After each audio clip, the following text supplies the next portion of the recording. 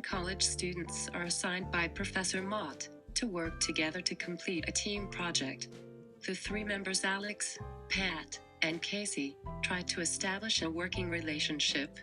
However, a heated conflict developed between Alex and Pat.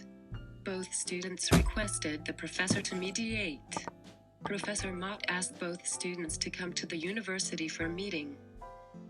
Here's what happened at the mediation. Professor Mott. Hi, I'm Alex. Nice to meet you, Alex. Have a seat. Sorry, I didn't mean to interrupt. I thought you, Alex, and me were meeting at you. Welcome, Pat. Come in. Have a seat.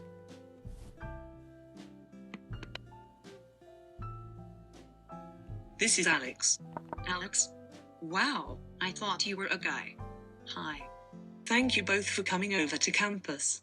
We are fortunate that we all happen to live nearby. Sometimes that isn't an option in an online course. It's a positive thing that both of you asked to see me and agreed to meet. I believe that conflict isn't necessarily a bad thing. You both have the same goal, and that's to do well on the project. So first, I need to ask, is it fair to assume that you are both here because you are willing to try and work this out? Alex? Yes, I agree. Pat? I agree. Stage 2. Okay, then, to get things started, I'd like to establish some ground rules. No name calling or insults. No interruptions. I'd like you both to be as honest as possible. And finally to work to solve the problem, not just prove that you are right and the other person is wrong. Okay? I agree. I agree. Okay. Pat, why don't you start? Tell Alex and me what happened from your point of view, and how that made you feel. Since we were assigned to this project, Casey and I have attempted to get Alex to contribute. We've contacted her by email several times, but she either doesn't responds with criticism, or says, "Sounds good." In her emails, she complains that we need to organize, and then, she contributes nothing. She says she can't get work done the same day, and that it's evident that there are personality issues. Yeah, right. If the shoe fits, well. Alex, you'll have your turn. And, let's try to avoid being sarcastic. Oh yeah, then she says she has accepted her shortcomings. Well, I haven't. See what I have to deal with. Ladies, remember, we are here to try and resolve this. Not get in a fight. Sorry, to finish off, that was the last straw for me. First, we have been trying to be organized, but with a silent or critical member, that's been hard and stressful. Secondly, we are all busy people. To say that a request cannot be handled in the same day is frustrating and making me stress about the class. Last, I resent the implication that our problem is due to personality issues. We're all adults. It doesn't matter if we become friends. We just need to work together on this common goal. So, Pat, I can hear you sound frustrated. Am I right in saying your biggest concern is that you feel Alex is unavailable to work on the project? And that you would like her to get back to you on a more timely basis? Yes, that's about right. Alex, is there anything that Pat said that seems inaccurate to you? Do you want to clarify anything? Pat, I think you've taken things out of context. I didn't think I was being critical. I thought it was the other way around. Stage 3. Okay, Alex, why don't you tell us what's been going on from your perspective, and how you are feeling? I'm sorry if I've caused some of the misunderstandings that have taken place.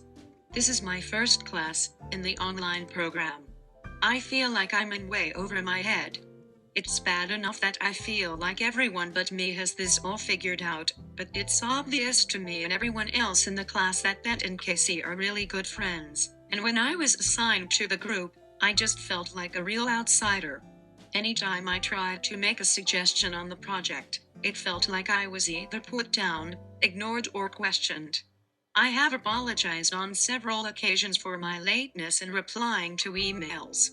My mother is in the hospital right now, and between dealing with her health issues, looking after my 2-year-old, teaching full-time, marking and taking this online course, I've had a hard time keeping up.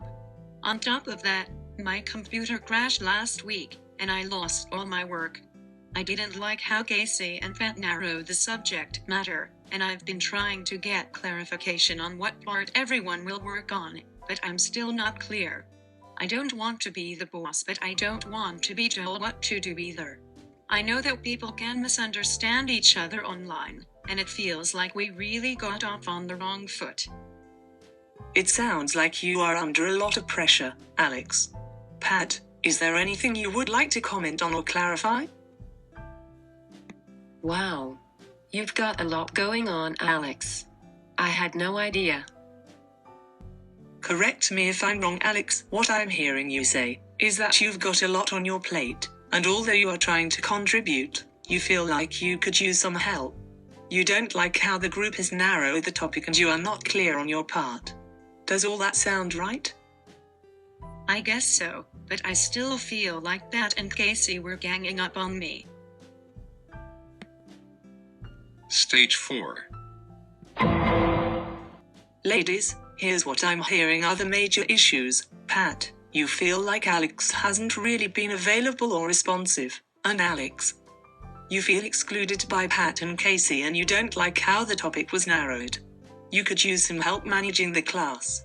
Is that correct? Did I overlook anything? No, that's accurate. That is correct. So, suggestions? Alex, let's start with you. Do you have any recommendations on how the group could get a hold of you? Well, I'm still having trouble with my computer, so I have to use the resource center to get my emails, but Pat, maybe you could text me, especially if it's urgent. Maybe we could meet later this week to talk about the topic in organization.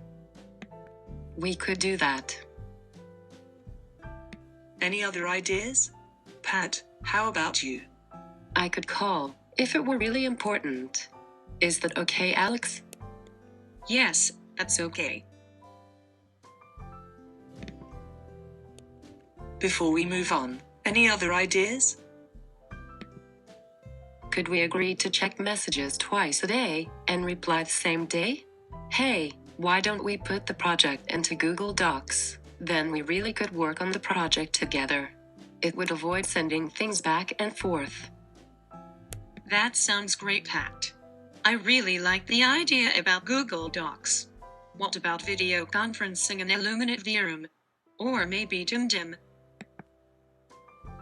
I'd like to try video conferencing. If we meet in person, maybe it could be at one of our homes or a cafe? And Alex, maybe since we will be in touch, maybe we could discuss what is due in class. We could help each other.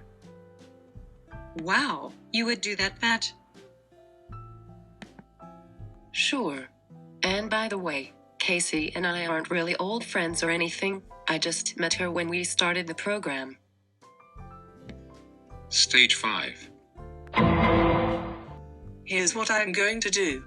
I'll type these suggestions up to make sure we are in agreement on what happens next. Then, I will send you both copies. Agreed? Yes, I agree. I agree. Does this sound like what you've agreed to? 1. The group is going to meet this week to discuss how the project will be divided up and organized. 2. The group will use text, telephone, Google Docs and perhaps video conferencing to communicate. 3. Everyone will check text messages twice daily and check back in promptly. 4. If something is urgent, you will call each other and you may schedule some face-to-face sessions. Is that correct, ladies? That's accurate. That is correct. Stage 6. I will print this off and give you each a copy to save for the record. Okay? Yes, that's good. That's good. Stage 7. One last thing, we all have great intentions, but what will you do if this happens again? I know where to find her now. Seriously though, now we'll just pick up the phone and talk. I'll try to be more honest if I'm having a hard time. I appreciate your help, Pat. In the beginning, I really thought you were out to get me, but online we can make those mistakes. Well, we all jumped to strange conclusions. I thought you were a man when you said you had lived with 3 women for 25 years. Well done, ladies. Let's dance.